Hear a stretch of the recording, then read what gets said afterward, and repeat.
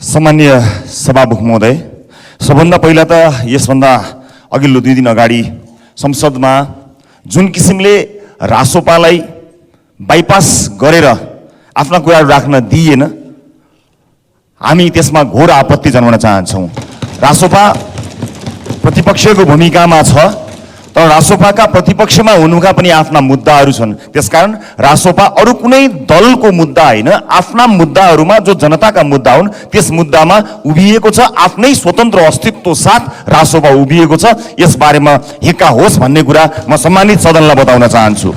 जसले गर्दा हामीले हाम्रा कुरा स्पष्ट राख्न पाएनौँ। हाम्रो कुरा राख्न नपाउँदै प्रमुख प्रतिपक्षले जे बोल्यो त्यसैलाई नै हाम्रै भाष्य हो भन्ने कुरा प्रमाणित गर्ने किसिमको जुन जालसाजीपूर्ण क्रियाकलाप भयो, हामीलाई त्यसमा आपत्ति छ। सम्मानित सभामुख महोदय मार्फत म यो कुरा प्रश्न गर्न चाहन्छु र हामीले त्यतिखेर स्पष्ट गर्न पाएको भए अझ सजिलो हुन्थ्यो। र फेरि पनि म स्पष्ट गर्न चाहन्छु, प्रधानमन्त्रीले दिनुभएको अभिव्यक्ति घोर आपत्तिजनक छ। त्यसका लागि प्रधानमन्त्रीले स्पष्टीकरण दिनुपर्छ भन्ने हाम्रो धारणा हो। प्रधानमन्त्रीले खुलेर यसबारेमा बताउनु पर्नेछ, सदनलाई बताउनु पर्नेछ।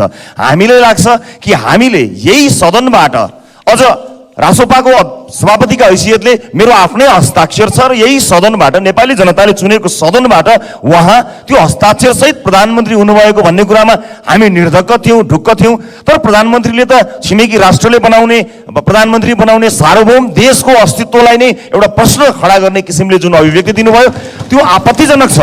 त्यो कुरा हामीले हाम्रो तर्फबाट हाम्रो ढङ्गले भन्न पाउनु पर्थ्यो सभामुख महोदय, त्यो हामीले भन्न पाएनौँ। यसमा प्रधानमन्त्रीज्यूले स्पष्ट जवाब दिनुहुनेछ भन्ने विश्वास मैले लिएको छु र प्रधानमन्त्रीज्यूलाई पनि म अलिकति सचेत पनि हुन अनुरोध गर्न चाहन्छु कि कहिले चाहिँ उहाँ 35,000 लडाकुको होइन 7,000 मात्र थियो भनिदिनुहुन्छ, कहिले 5,000 को जिम्मा भन्नुहुन्छ, कहिले कम्फर्टेबल भन्नुहुन्छ, कहिले सरकार नै अरूले बनाएको भन्नुहुन्छ।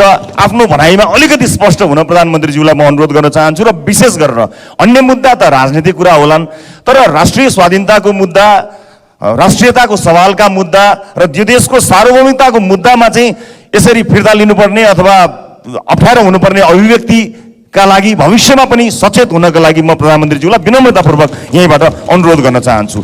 र मिटर ब्याज सम्बन्धी अध्यादेशका विषयमा सभामुख महोदय, हामीले हाम्रो धारणा स्पष्ट राखेका छौँ।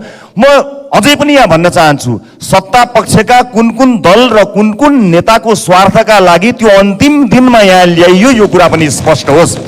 रासोपा मिटर ब्याज सम्बन्धी सरकारले अध्यादेश मार्फत ल्याएको यो विषयमा स्पष्ट छ, मिटर ब्याज पीडितहरूको पक्षमा छ, सरकारलाई साथ दिन तयार छ। तर किन त्यसलाई अन्तिम दिनमा ल्याइयो? कुनै पनि बेला कुनै पनि समयमा संसद अवरुद्ध हुन सक्ने यथार्थलाई हामीले जानेका छौँ, बुझेका छौँ। तर यो जान्दा जान्दै अन्तिम दिनमा ल्याइएको कुरामा विरोध गर्न चाहन्छ र रासोपा खडा भएको छ, उभिएको छ। बरु सत्ता पक्षभित्रको कुनै दल या दलका नेताहरू पो जोगाउनतिर लागिरहेका छन् कि म स्पष्ट होस् भन्ने कुरा अनुरोध गर्न चाहन्छु। सम्माननीय सभामुख महोदय, यसलाई अझै पनि सके सभामुख महोदय, महत्त्वपूर्ण विषय छ सभामुख महोदय, यसलाई अझै पनि सरकारले चाहिँ यो अध्यादेश 0 मा गए पनि प्रतिस्थापन विधेयक मार्फत चाह्यो भने 15 दिनमा गर्न सक्ने व्यवस्था छ अथवा अन्य व्यवस्थाहरू छन्। इच्छुक दलले हामीले कमिटमेन्ट गरे जसरी आजै कमिटमेन्ट गरिदिए पनि भयो, हामी तयार छौँ। यसलाई अगाडि बढाउनु पर्यो, पीडितहरूलाई पीडा दिनु भएन। यो संसदका धेरै कामहरू छन् सभामुख महोदय, म छोटकरीमा सकिहाल्छु। यो संसद 3 दलले बन्धक बनाउन मिल्छ। 3 दलले जे निर्णय गर्यो त्यही हो, अरू बाँकी रहेका मान्यज्यूहरूको।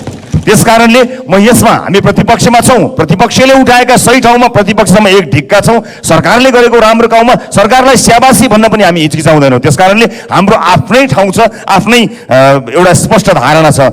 यो संसदले गर्नुपर्ने थुप्रै कामहरू छन् सभामुख महोदय। अहिले कयौँ शिक्षा ऐन कहाँ गयो, अहिले निजामती ऐनको कुरा कहाँ गयो, प्रहरी ऐनको कुरा छ। यो मनी लन्ड्रिङको विषयमा देशलाई नै ब्ल्याकलिस्टेड गर्न सक्ने अवस्थासम्म पुगिरहेको छ। यत्रा कामहरू सदनमा छन्। सदनमा यत्रो कामहरू हुँदा शीर्ष नेताहरूको मुड चलेन रे उहाँहरूलाई भने यो सदन रोकिन्छ सभामुख महोदय? यो कदापि स्वीकार्य छैन सभामुख महोदय। जनताका मुद्दामा संसद रोकिन्छ भने रोकियोस्, तर नेताहरूको मुद्दामा पार्टीका मुद्दामा संसद रोकिने कुरालाई रासोपा स्वीकार गर्दैन सभामुख महोदय। त्यसकारणले यो अत्यन्त जरुरी कुरा हो। संसदीय समितिहरू नभएर यस्तो धेरै अप्ठ्यारो परिरहेको अवस्थामा यसलाई गम्भीरतापूर्वक लिइयोस् र हाम्रै दलले 3वटा संसद यो संकल्प प्रस्ताव समेत यहाँ दर्ता गरेको छ, त्यसमा पनि कहीँ कतै केही कारबाही भएको छैन। यो क्लोजिङको समय सभामुख महोदय, अहिले व्यापारीहरू यो असार मसान्तमा बैंकको ब्याज कसरी तिर्ने होला भनेर छटपटाइरहेको अवस्थामा उनका मुद्दा बोल्नुपर्ने छ। यहाँ कयौं राजनीतिक कर्मीहरू मैले निर्ममतापूर्वक भन्नुपर्ने हुन्छ, न व्यापार छ, न व्यवसाय छ, न जागिर गर्नुभएको छ, तै पनि शानको जिन्दगी बाँचिरहनु भएको छ। तर जसले व्यापार व्यवसाय जागिर गरेर बाँचेको छ, आज यो असार मसान्तमा बैंक ब्याज तिर्न नसकेर उहाँहरूको अवस्था दयनीय हुने अवस्थामा आएको छ। त्यसमा बोल्नु पर्दैन? मिटर ब्याज पीडितका बारेमा अगाडि बोल्नु पर्दैन? अहिले सहकारीले ठगेका मान्छेहरू कयौं मान्छेले आत्मदाह गरेका छन् सभामुख महोदय। यो माइती घरमा अहिले लाइन लागेर बसेका छन्, तिनका मुद्दामा बोल्नु पर्दैन? सदन रोकिन्छ भने जनताको त्यस्ता मुद्दामा रोकिन्छ। लाखौं मान्छेहरूलाई पीडित बनाएर बाटो अवरुद्ध छ। यो आपतकालमा के तयारी गरिरहेको छ सरकारले त्यसबारे अनभिज्ञ रहेर जति प्रतिप्रति अहिले रोपाईको समयमा सभामुख महोदय 30% पनि रोपाई भएको छैन, खाद्य सङ्कटको समस्या आएको छ। त्यस्ता विषयमा बोल्नु पर्दैन यो सदनमा? त्यसकारणले सभामुख महोदय, म गम्भीरतापूर्वक र विनम्रतापूर्वक अनुरोध गर्न चाहन्छु कि संसदको गरिमालाई केही दलहरूले आफ्नो जुङ्गाको लडाईँ बनाउनु हुँदैन।